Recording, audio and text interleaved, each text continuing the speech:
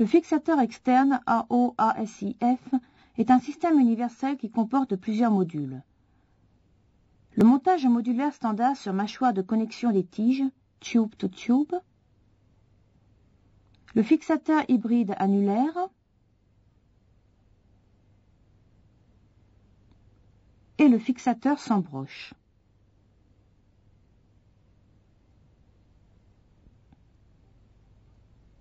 Le fixateur pour transport segmentaire est une application spéciale. Cette démonstration sera une illustration des 3 configurations de base et du transport de segments tibial. Les éléments de base sont les vis de Chance auto-taraudantes, les clous de Steinmann, les tubes en acier ou des tiges en fibre de carbone de longueurs différentes. Les mâchoires ouvertes orientables pour un emplacement libre des vis de Chance, les mâchoires de connexion des tiges et les mâchoires multiples transversales ou mâchoires pour métaphyse. Les instruments suivants sont nécessaires. Le petit moteur à air comprimé muni d'un mandrin à clé, les versions longues et courtes du système de guide mèche, le mandrin universel à poignée en T, la clé à tube ou une clé à fourche et à œil. Le fixateur tubulaire, montage modulaire standard sur mâchoire de connexion des tiges. Le fixateur externe tubulaire, monté sur mâchoire de connexion des tiges, permet une correction secondaire dans les 3 dimensions. On le considère comme la configuration standard du fixateur tubulaire. La position de toutes les vis de Chance est libre, permettant une adaptation à toute situation tissulaire. Après une réduction approximative, l'os est mis en place dans le dispositif. Les 2 premières vis de Chance sont insérées dans le fragment proximal. Le système de guide mèche est inséré par une petite incision cutanée pour atteindre l'os. Le trocar est retiré et la première vis de Chance auto-taraudante est insérée dans la corticale proximale avec le moteur à air comprimé. Grâce à la géométrie de la vis de Chance auto-taraudante, seule la pointe de l'extrémité pénètre la corticale opposée sans la perforer complètement. La forme conique du noyau de la vis impose une tension radiaire favorisant un meilleur ancrage par rapport aux vis conventionnelles. Après avoir traversé la corticale proximale, on recommande aux débutants d'enlever le moteur à air comprimé afin d'éviter la perforation de la corticale opposée. La vis est insérée dans la corticale opposée à la main avec le mandrin universel à poignée en T. Il n'est pas nécessaire de mesurer la longueur.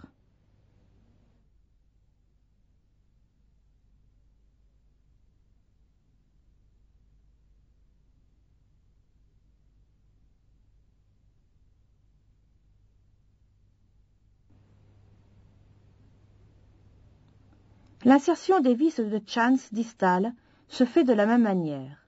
On prend soin d'éviter le tendon du tibial antérieur.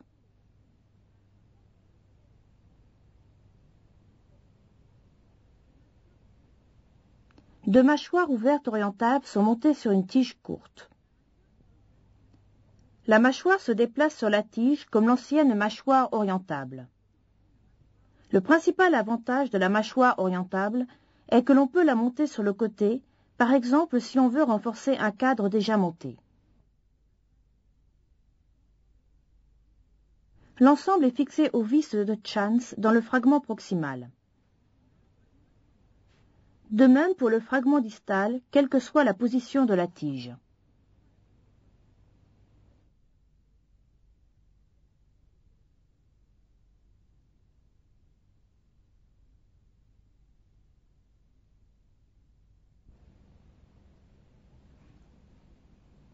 Maintenant, les 2 tiges sont reliées grâce à une 3e tige et 2 mâchoires de connexion des tiges.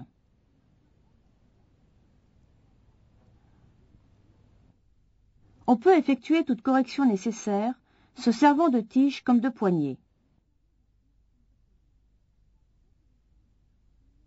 Dès que le chirurgien a terminé la réduction, l'assistant resserre les mâchoires de connexion des tiges. La stabilité est acquise avec une technique simple. Ce montage modulaire est actuellement la configuration standard. Ses avantages sont le positionnement libre des vis et la possibilité de correction des axes dans les 3 directions.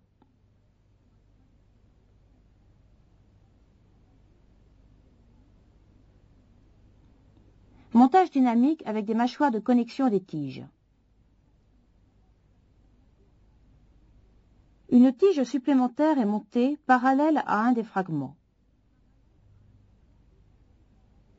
Les écrous sur la tige inférieure sont retirés et remplacés par des écrous borgnes spéciaux marqués DIN. Ceci permet de passer la tige dans les mâchoires.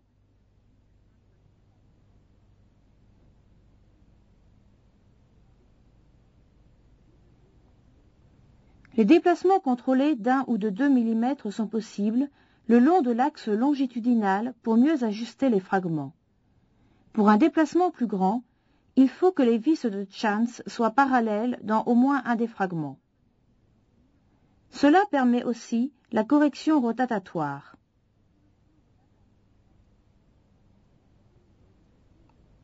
La connexion des 2 tiges avec l'articulation universelle garantit la stabilité rotatoire.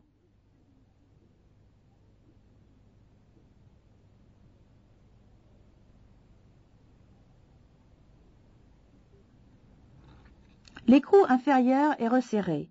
L'écrou supérieur a été remplacé par un écrou borgne marqué DIN.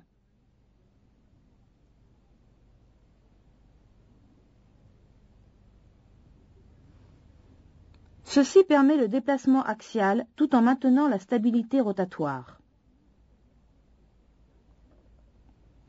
Dans cette animation, les écrous borgnes marqués DIN, c'est-à-dire les écrous non serrés, sont en bleu.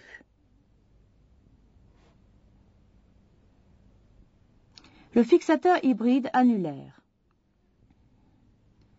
Ce fixateur est indiqué en cas de fracture du tibia très proximale ou très distale, qu'il y ait lésion articulaire ou non, lorsque le bloc articulaire est trop court pour accepter 2 vis de Chance dans un axe longitudinal. Ce cliché montre une fracture pour laquelle on peut utiliser le fixateur hybride. Les éléments supplémentaires pour le fixateur hybride annulaire sont différentes tailles d'anneaux ouverts et un anneau complet. En coupe, les anneaux en aluminium ont une forme de T double. Cette configuration confère une grande résistance à la torsion et au pliage.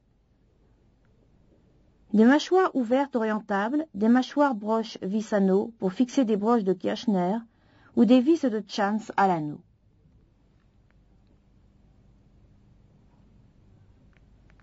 Des mâchoires anneaux-tiges pour fixer des tiges en fibre de carbone ou des tubes en acier à l'anneau.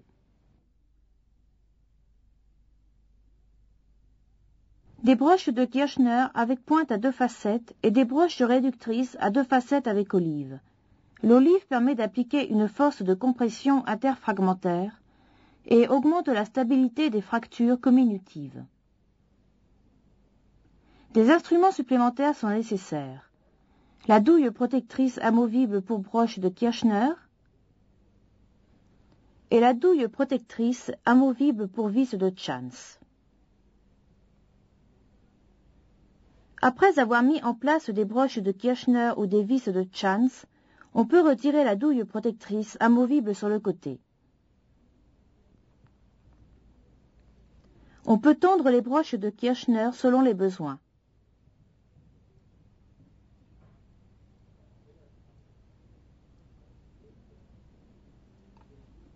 Le fixateur hybride annulaire sera appliqué à une fracture du plateau tibial. La douille protectrice amovible est insérée à travers une incision cutanée jusqu'à l'os. La première broche est mise en place et avec le moteur à air comprimé est insérée dans le tibia parallèle au plateau tibial.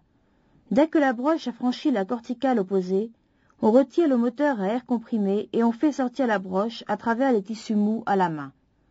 La longueur extérieure doit être la même des 2 côtés.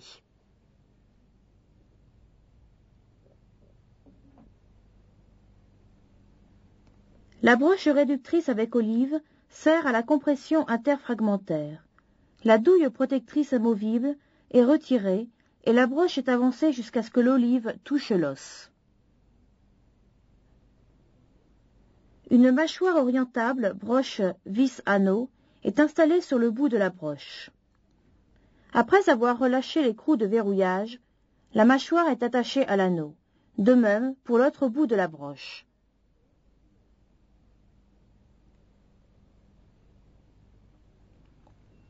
On resserre les écrous de blocage de l'anneau et ceux de la broche.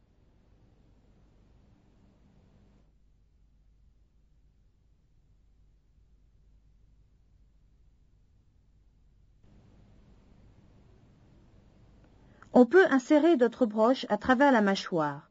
Dans ce cas, la mâchoire sert d'instrument de visée. Une mâchoire orientable broche vis-anneau est installée sur l'autre bout de la broche et fixée à l'anneau. L'angle entre les deux broches doit être aussi large que possible.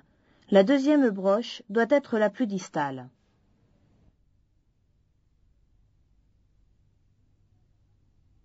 On installe l'appareil à tendre les broches. Il faut que l'écrou de blocage sur le même côté que l'appareil à tendre les broches soit lâche, tandis que celui sur l'autre bout de la broche doit être serré. On serre la broche en tournant la douille de verrouillage dans le sens des aiguilles d'une montre. La force de tension est indiquée sur l'échelle sur l'appareil à tendre les broches. L'échelle indique 50, 100 et 130 kg.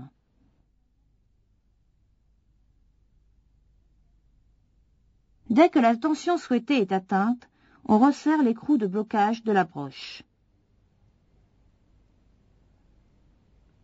L'appareil à tendre les broches est retiré en tournant la douille de verrouillage dans le sens inverse des aiguilles d'une montre.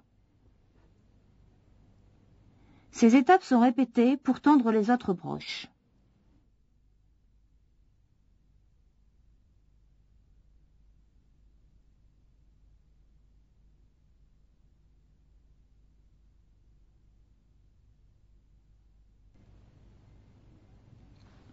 Maintenant, on va monter un demi-cadre sur le segment distal.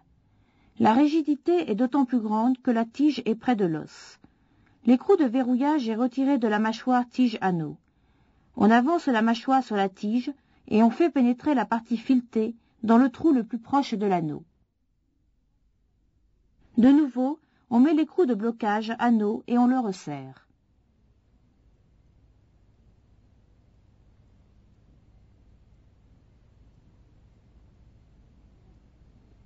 Les mâchoires ouvertes orientables sur la tige en fibre de carbone sont resserrées avec la clé à tube. Les segments sont réduits en se servant de l'anneau et de la tige en fibre de carbone comme des poignées de réduction.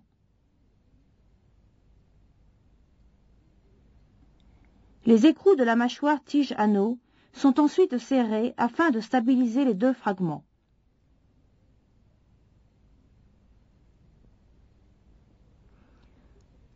On coupe les broches et on les plie.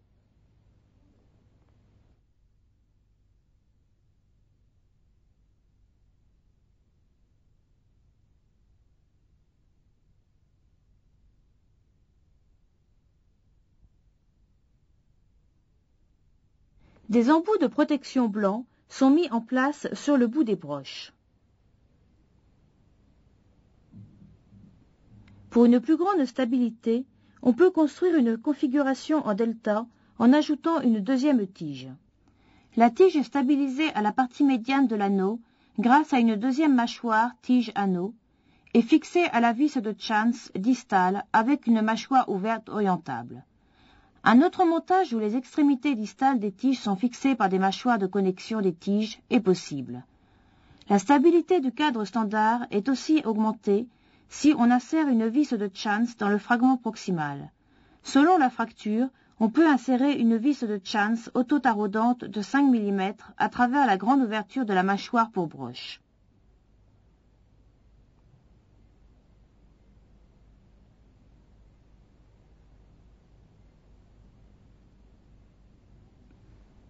Le cadre est monté de la même manière pour la réduction des fractures distales du tibia.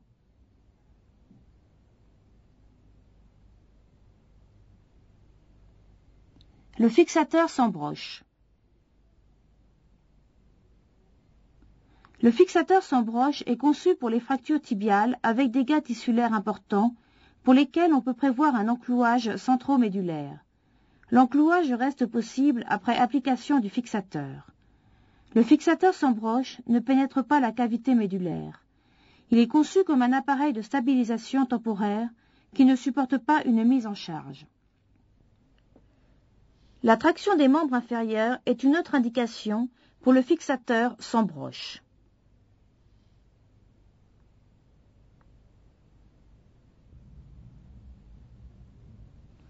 Plusieurs clips sans broche sont disponibles.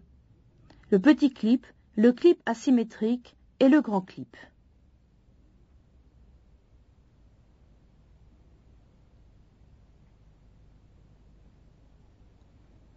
Après avoir retiré la tige de fixation,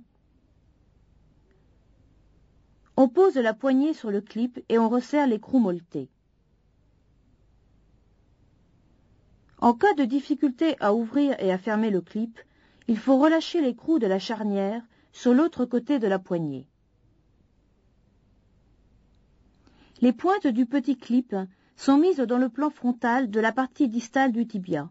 Lorsqu'on rapproche les bras de la poignée, les pointes de trocar s'ancrent dans la corticale grâce à un mouvement de balancement.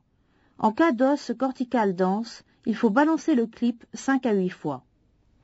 La position et la tension du clip sont maintenues en resserrant l'écrou. On retire la poignée pour remonter la tige de fixation.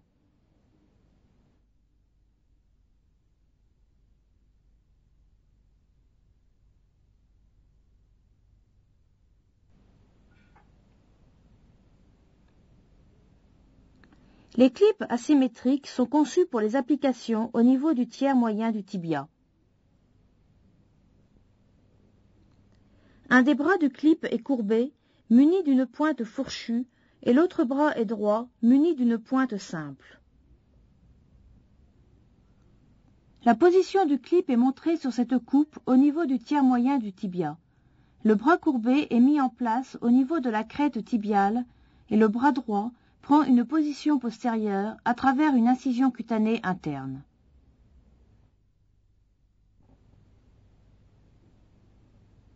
L'emplacement correct du clip asymétrique est montré sur ce modèle.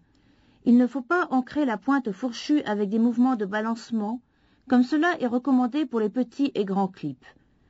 Le clip est fixé en serrant l'écrou de la charnière et la poignée est remise sur le poste de fixation. Ce procédé est répété pour le deuxième clip asymétrique. Le grand clip est utilisé dans le tiers proximal du tibial ou aux endroits où l'œdème tissulaire est important. Le grand clip est mis en place et fixé de la même manière que le petit clip, en rapprochant les bras de la poignée et en imposant des mouvements de balancement. La tige de fixation est remontée et fixée. Une mâchoire ouverte orientable est montée sur chaque tige de fixation.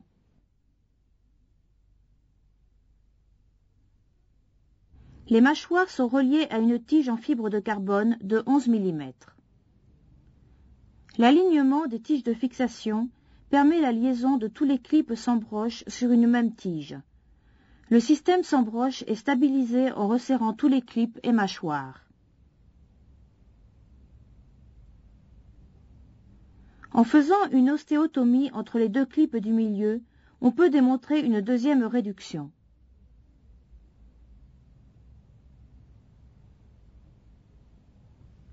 Les mâchoires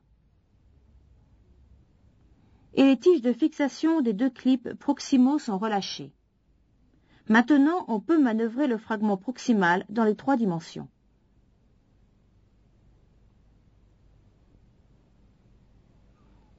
Après la réduction du fragment proximal et après avoir resserré tous les écrous, on peut examiner la stabilité des fragments.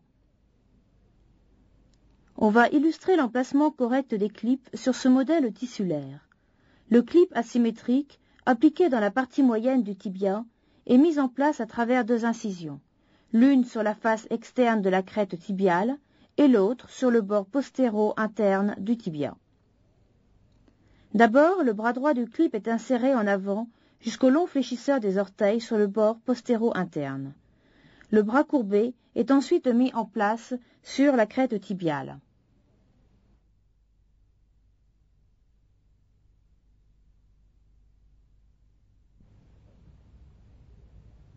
On applique les autres clips de la même manière.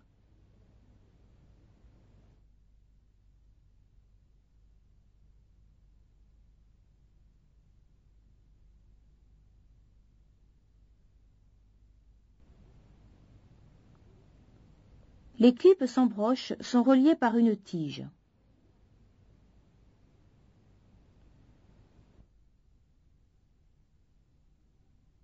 Si l'on prévoit un enclouage centromédulaire, sans retirer le fixateur sans broche, il ne faut pas que la tige encombre l'accès pour le clou tibial.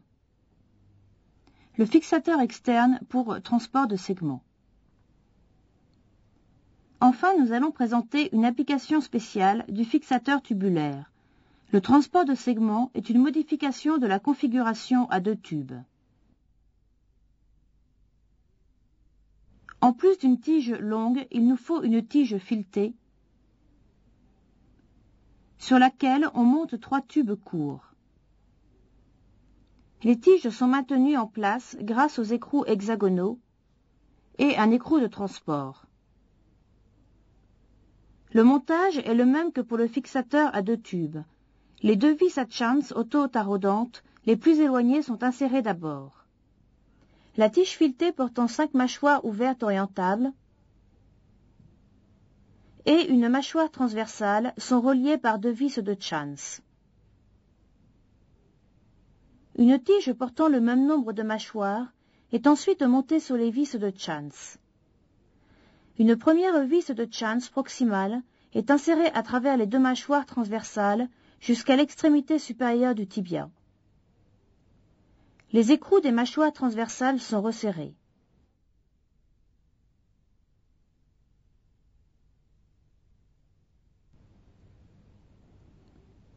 La deuxième vis de chance distale est insérée à travers les 2 mâchoires ouvertes orientables. Comme pour le fixateur à 2 tubes, il faut que la tige filetée et la tige en fibre de carbone soient parallèles entre elles et parallèles à l'axe longitudinal du tibia.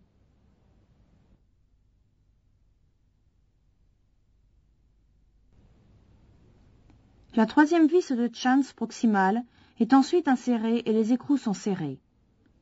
2 vis de chance sont insérées dans le segment libre et les écrous des mâchoires sont serrés.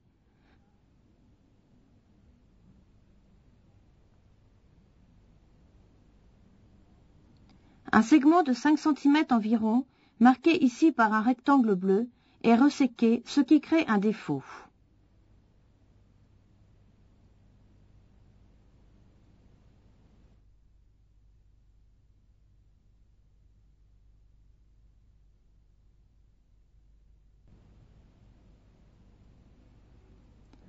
On fait une corticotomie proximale entre les 2 tubes courts proximales.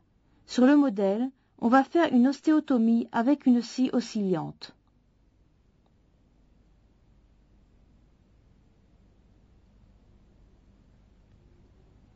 Les 2 écrous des mâchoires les plus écartés au-dessus du segment de transport sont retirés et remplacés par un écrou borgne marqué DIN. Maintenant, les mâchoires peuvent se déplacer le long de la tige.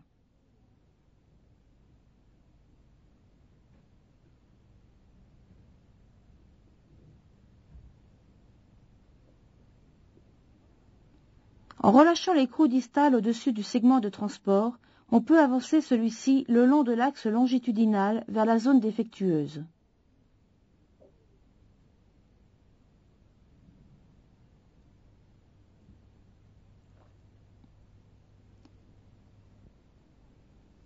Et enfin, après mise en contact des fragments, on peut même imposer une force de compression.